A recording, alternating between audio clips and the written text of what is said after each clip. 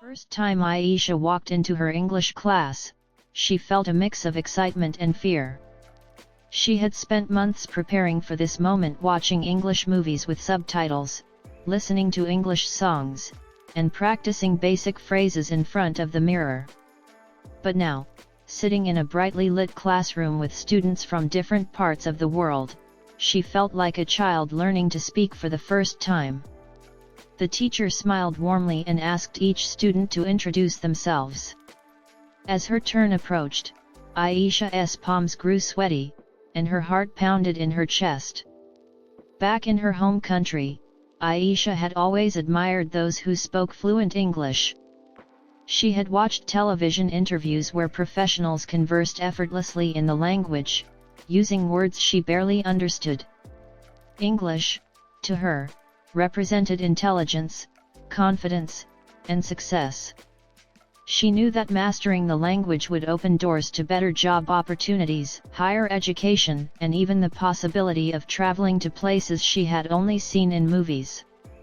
However, learning a second language is not as simple as memorizing words and grammar rules. It is a journey filled with struggles, self-doubt, and moments of frustration. Aisha's struggle was not unique.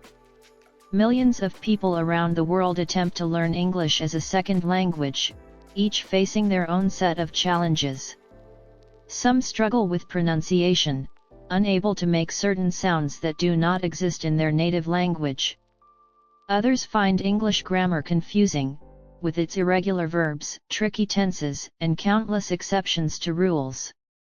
Beyond the technical aspects, there is also the emotional challenge, the fear of making mistakes, the embarrassment of mispronouncing words, and the frustration of not being understood. These obstacles often make learners hesitant to speak, trapping them in a cycle of silence and self-doubt. However, Aisha was determined not to give up. She had seen others succeed, and she knew that fluency was not an overnight achievement. It required patience, practice, and perseverance. She reminded herself that making mistakes was part of the process. After all, even native English speakers had to learn their own language as children, stumbling through words before mastering them. Beyond the classroom, Aisha discovered that learning English was not just about textbooks and grammar exercises. It was about immersion and adaptation. She started paying attention to how native speakers communicated, noticing the rhythm and tone of their speech. She began thinking in English rather than translating every sentence from her first language. She also realized that language and culture were deeply connected. Understanding English meant understanding the way people expressed themselves, their humor, their idioms, and even their gestures. Despite the challenges, Aisha knew that her journey was worth it.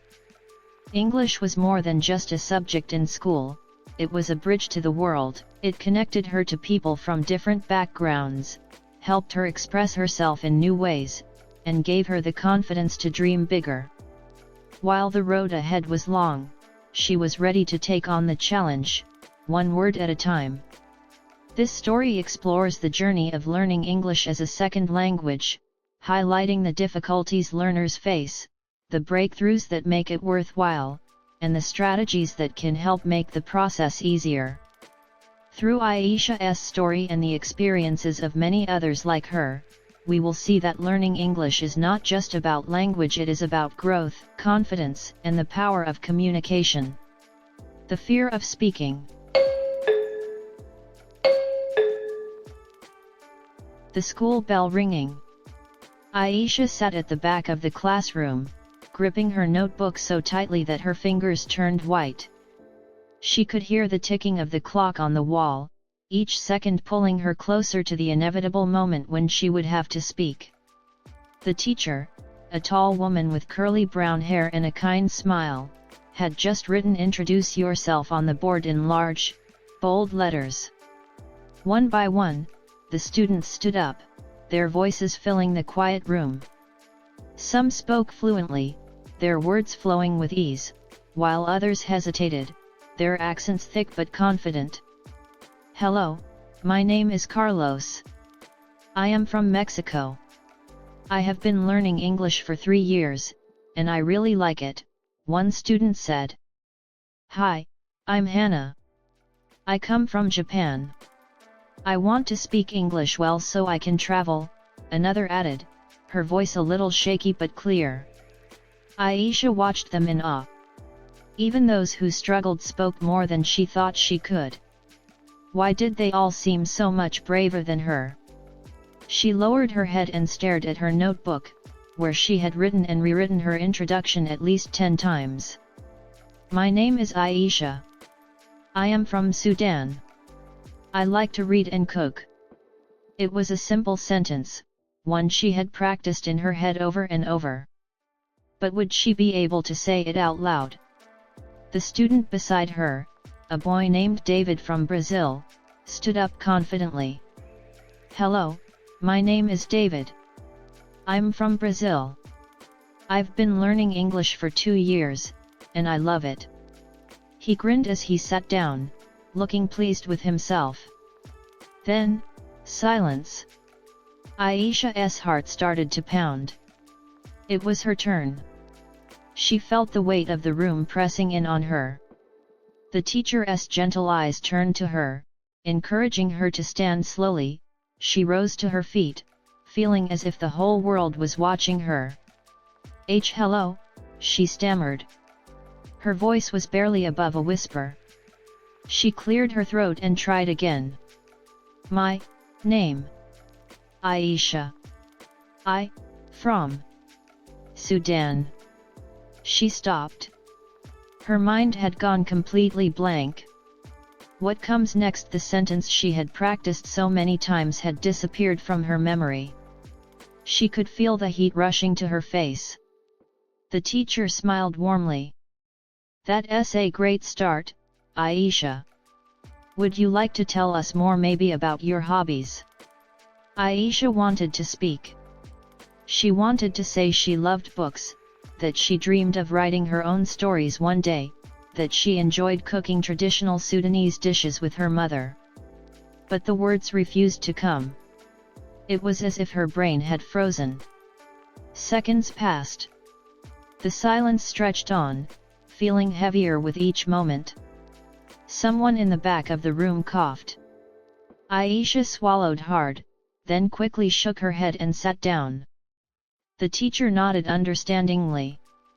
No problem, Aisha. You did great. But Aisha didn't feel great. She felt humiliated. She stared at her notebook, blinking back tears. Why was this so hard? Why couldn't she speak like the others? The rest of the class continued, but Aisha barely listened.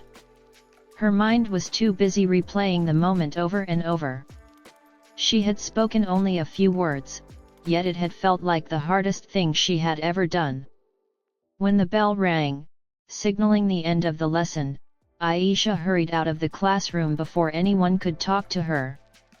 She walked quickly down the hallway, her head down, until she reached the school library. She found a quiet corner and sat down, burying her face in her hands. Maybe I'm not meant to learn English. Maybe I will always be stuck like this. A soft voice interrupted her thoughts. Aisha. She looked up to see Hannah, the girl from Japan, standing nearby. She hesitated for a moment before sitting down across from her. I was scared too, Hannah admitted, offering a small smile. At first, I didn't want to speak at all. I was afraid of making mistakes. Aisha looked at her in surprise. Really? She asked, her voice barely above a whisper. Hannah nodded. Yes. But then I realized, mistakes are how we learn. If we don't speak, we don't improve. She tapped her fingers on the table nervously. I still make many mistakes, but I try not to worry too much. The important thing is to keep trying. Aisha let Hannah's words sink in. Keep trying. Could it really be that simple? That evening, When Aisha got home, she stood in front of her bedroom mirror, staring at her reflection. "Hello, my name is Aisha," she whispered. "I am from Sudan. I like reading and cooking." She repeated the sentence again and again. The words still felt unfamiliar in her mouth, but she didn't stop. She practiced until her voice didn't shake. She practiced until the words felt a little more natural. Maybe tomorrow she would try again. Maybe next time, she wouldn't be so afraid. Aisha's embarrassing mistake and her turning point. Aisha had been practicing every night. She stood in front of her mirror, whispered her words to herself, and tried to build confidence. But no matter how much she practiced alone, when she was in class, her fear of speaking never completely disappeared. One afternoon, her teacher, Ms. Carter, made an announcement. "Tomorrow, we will have a special class activity," she said, her eyes shining with enthusiasm. "Each of you will give a short 2-minute presentation about a hobby or something you love. Don't worry about mistakes, just try your best." Aisha's stomach dropped. A presentation in front of everyone, she wanted to disappear. That night, she sat at her desk, gripping her pencil. What should I talk about? After thinking for a long time, she decided on something close to her heart: cooking. It's simple. I know a lot about it. Maybe this won't be so bad. She wrote down her sentences carefully, choosing words she felt comfortable saying. She practiced in front of the mirror, whispering, "I like cooking because it reminds me of my mother." Good. Just remember these words. But when the next day arrived, all her confidence disappeared. The class was silent as Ms. Carter called the first few students. They stood in front of the room, nervous but brave, speaking in English with mistakes here and there. Aisha's hands grew cold as her turn approached. Finally, Ms. Carter called her name. Slowly, Aisha walked to the front of the classroom. She swallowed hard, gripping the small paper in her hands where she had written key points. She could feel her classmates watching her, waiting. She took a deep breath and began. I like cooking because. Her voice trembled, but she kept going. Because it remember. She paused. No, that didn't sound right. She tried again. Remind. No, that was wrong too. What is the right word? Her heart pounded. She looked down at her notes, but suddenly, the words blurred together. Panic filled her chest. The classroom was silent, waiting. She took another deep breath and forced herself to continue. Cooking is my passion because my mother, she always. She stopped again. The words weren't coming out the way she wanted. Why was this so hard? A few students shifted uncomfortably in their seats. Someone in the back coughed. Aisha's hands were shaking now. Then, it happened. She tried to explain how her mother taught her to cook when she was young. But instead of saying, "My mother taught me," she accidentally said, "My mother touched me." For a second, there was silence. Then laughter. Someone giggled. Another student whispered something, and soon, small laughs spread across the room. Aisha's face burned. What did I say? She replayed the words in her head, and suddenly, she realized her mistake. Oh no! That's not what I meant.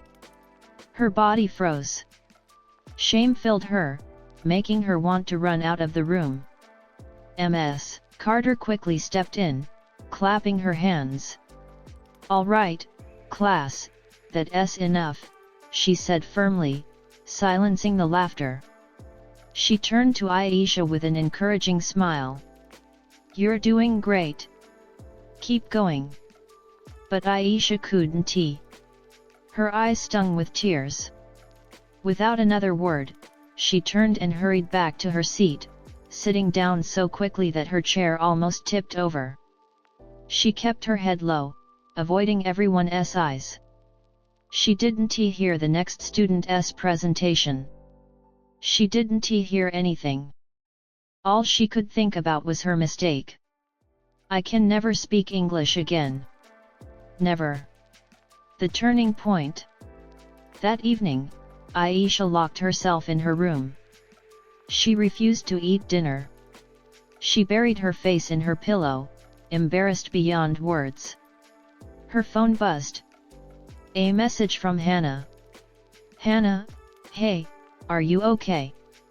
Aisha stared at the screen. She wanted to ignore it. But after a long pause, she typed back. Aisha, I made a mistake. Everyone laughed. I don't want to go to class anymore. A minute later, Hannah replied. Hannah, I know how you feel. I once said I eat my father instead of I eat with my father. Aisha blinked at the message. Then, despite everything, she let out a small laugh. Aisha, really? Hannah, yes. And I survived. Mistakes happen. It means we are learning. Aisha sighed, staring at the words. Mistakes happen. It means we are learning. She thought back to the past few months. How she had avoided speaking. How she had let fear control her. And now, one mistake had made her want to quit completely. But Hannah was right. If she never spoke again, how would she improve? Taking a deep breath, Aisha opened her notebook and wrote something new. Tomorrow, I will try again. It was a promise to herself. And for the first time, instead of fear, she felt something different: determination.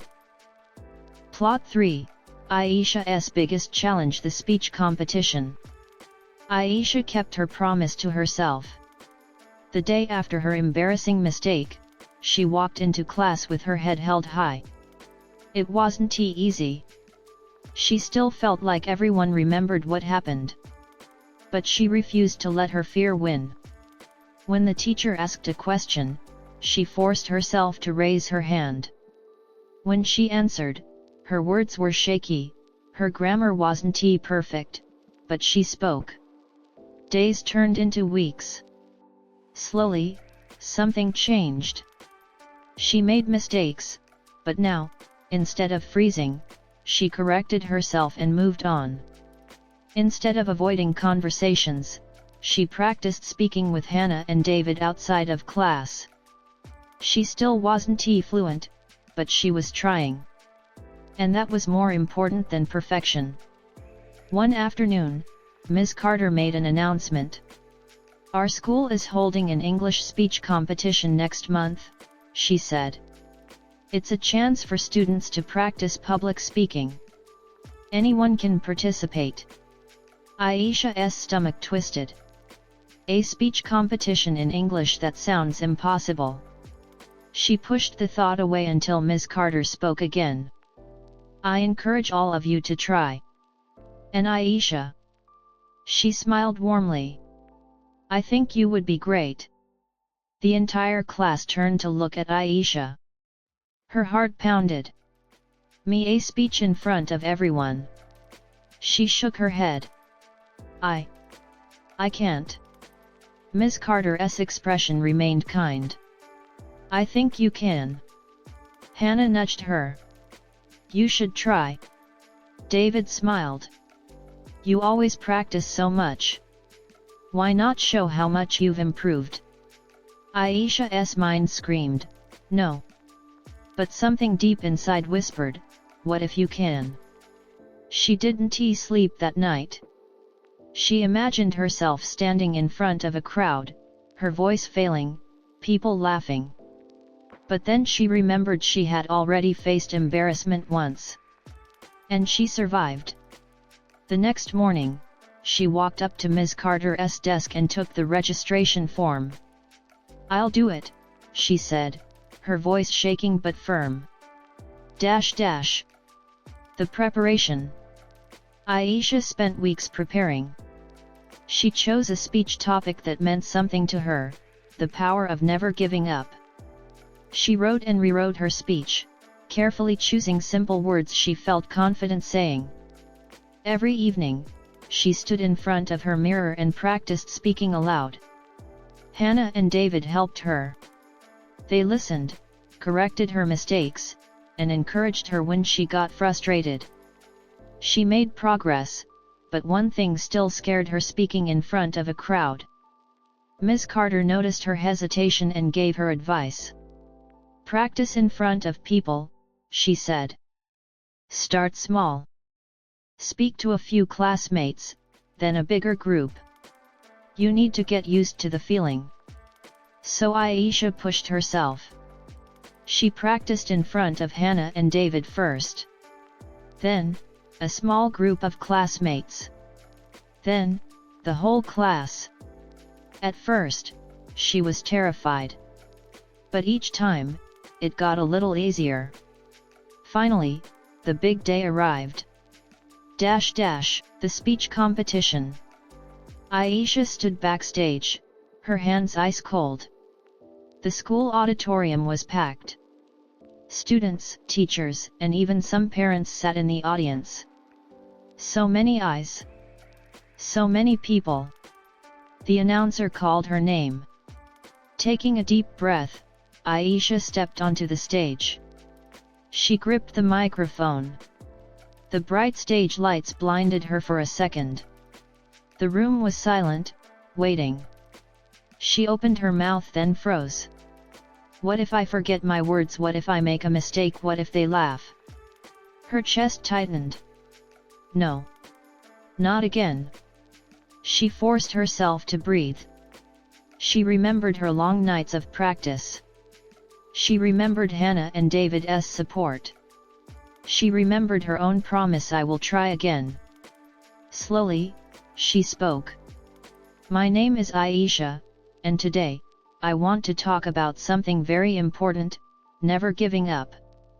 Her voice trembled, but she kept going. She focused on her message, not her fear. "I was afraid of speaking English. I was afraid of making mistakes. But I learned something. Mistakes don't mean failure.